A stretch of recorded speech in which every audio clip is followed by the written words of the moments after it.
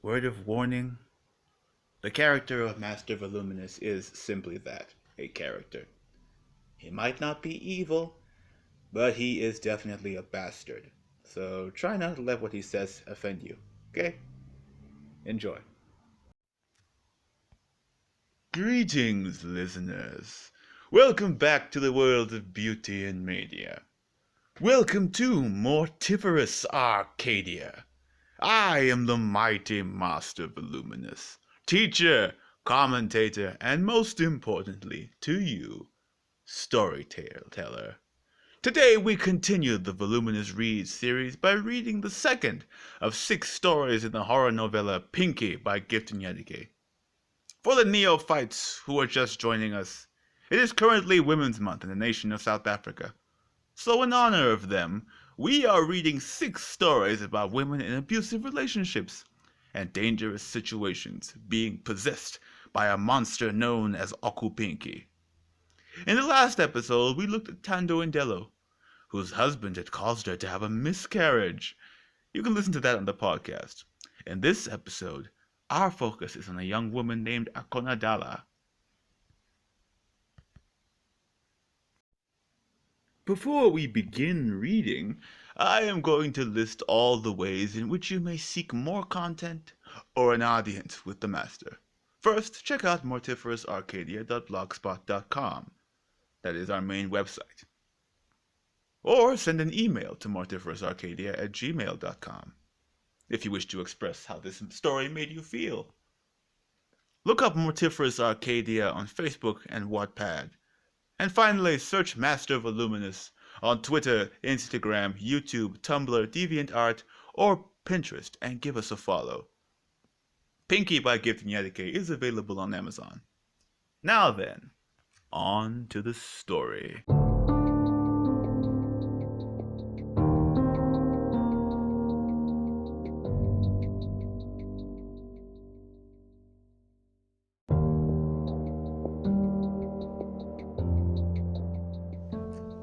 Akhona Dala. She comes out of the shower, ready to get dressed for work. Her phone vibrates on the table next to her bed. She sees 10 messages, all of them from the same number, deletes them, and dresses up. Once dressed in her uniform, she goes downstairs to have breakfast, a ham sandwich. While eating, her phone vibrates again. Another 5 messages from the same number. Once again, she deletes them without bothering to look at any. Finishes her sandwich, washes the plate, picks up her bag, and exits the house to her car. When she reaches the first stoplight, she sees a green car in the rear view mirror. Her heart rate rises slightly. She takes a few deep breaths and keeps her eyes forward.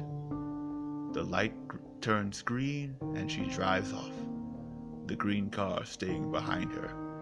She makes a left turn, and so does the green car. Breathing deeply becomes harder. Her grip on the wheel becomes tighter. Her heart keeps beating faster and faster. The green car makes a right turn at a junction and does not appear again. She reaches the supermarket, exits the car, manually locks it, before quickly heading inside. Placing her bag in the staff locker room and greeting her co-workers, she goes to an empty till and opens it, allowing customers to pay for their goods. The shop is fairly busy today. She serves 15 customers. The 16th makes her heart rate rise as it did before. He does not have any goods to pay for, but he does have a frown and a line slowly forming behind him. She fakes a smile and kindly asks him to leave. He does not. He demands to speak to her. She shakes her head, no longer smiling but maintaining politeness. He gets closer, and the gentleman behind him intervenes, telling him to leave her alone. The gentleman is pushed away, and she immediately calls security before a fight breaks out. He is led out by the guards, staring angrily in her direction. She thanks the gentleman and scans his items. 5 hours later, her shift ends, and she goes to collect her bag. Once outside, she checks for both her car key and her phone. 10 messages and 7 missed calls. All deleted. The phone is put back in her bag. She reaches her house to see the green car parked in her driveway. Her heart rate picks up again, and she keeps driving, hoping he does not see her. The green car reverses out onto the road and blocks her path.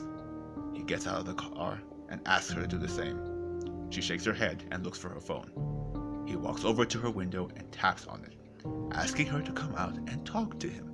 She ignores him and pulls out her phone. She presses the power button, but the screen remains black. Presses it again and again, then holds it down until the phone begins a booting up sequence. He is no longer asking. He pulls on the door handle and demands she come out. The phone slips through her fingers and falls to her seat. She starts to back her car up, turns into another driveway, and then drives away from him. The green car follows her. There are no other cars on this road. She picks up her phone and presses the power button. The screen is still black. Tears start to form and her breathing is shaky. She presses the button repeatedly until the screen lights up, showing her a lock screen. She taps in the password. The phone unlocks, showing another black screen. She groans and swears. The green car turns left. Her breathing eases. She stops the car on the side of the road and restarts her phone. It turns on just as she sees the green car coming down the road in front of her. The phone finally works, and she presses the phone icon. She checks her contacts and taps the one called police. The screen goes black again. She shrieks and hits the steering wheel. She holds down the power button. Again, a vertical white line appears on the screen. It becomes pink and widens into an oval shape. A black dot appears in the center. She drops the phone, and her hands grip the steering wheel. Her foot presses down on the accelerator. She drives the car into the oncoming lane. The green car stops. She could see him smirking and shaking his head. The two cars are of equal size. Her foot rises and slams down on the accelerator. Her breathing speeds up and becomes laughter. Loud, unearthly laughter. Her grip tightens, denting the steering wheel with her elongated fingers. She leans forward in her chair, feeling her mouth widening as she continues to laugh and laugh. The laughter is drowned out by the sound of metal crunching, a pained scream, the smell of powder and gas, the impact of a white sack. She feels gravel on her face, sees the crushed cars in front of her, and hears the sound of ambulance sirens in the distance. She tries to get up. Her right leg is broken. Moving it brings pain. Looking around, she sees that the front of both cars are crushed, with the green car taking far more damage. Blood stains the driver's side window. His arm is on the ground in front of her. Only his arm. In its hand sits her phone. The phone vibrates and rings, the laughter playing at full volume on the speaker, over and over as the sirens grow ever closer.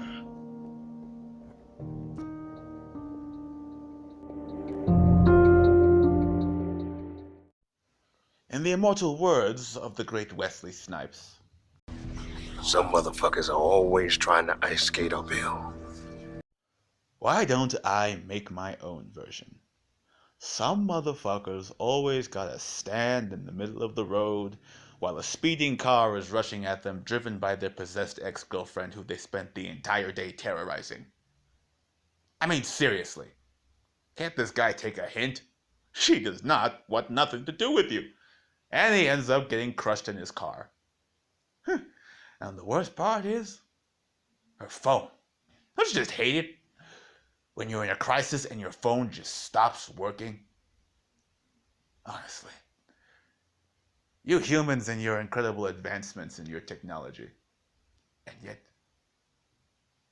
I see it every single time. You take 2 steps forward and about 5 steps back. Because those old brick phones that I've seen you use in the past, they wouldn't have this issue. I've heard stories of people who've found those old phones after years with the battery still being at halfway percent. Meanwhile, your smartphones die in seconds.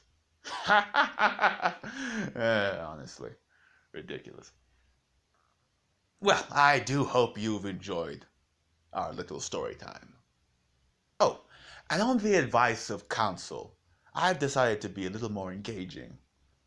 So I've mentioned the various ways in which you can contact me. First of all, the email, mortiferousarcadia@gmail.com, where you can send me your own pinky tale. Hmm? Yes. Or you can tell me a real tale of abuse or danger, where Pinky might have intervened. And don't worry, it'll be completely anonymous. Your names will not be mentioned. But I would be interested in hearing. Goodbye, listener.